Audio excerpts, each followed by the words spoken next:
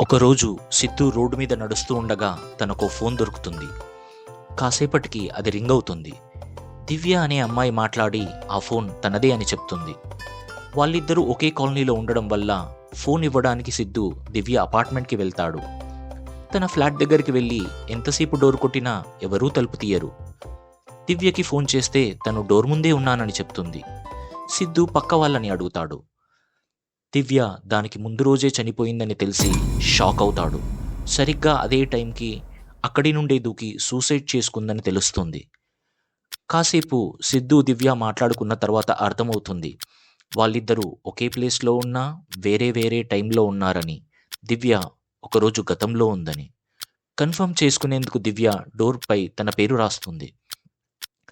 అప్పటి వరకు లేని పేరు అప్పుడే డోర్పై రావడం చూసి సిద్ధు ఆశ్చర్యపోతాడు.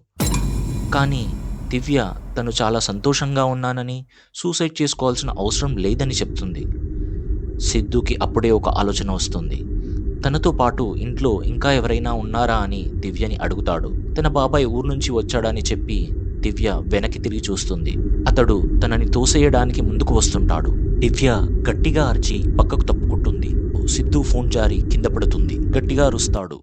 తను కాపాడడం వల్ల బ్రతికున్న దివ్య బయటకొచ్చి సిద్ధుని హగ్ చేసుకుంటుంది.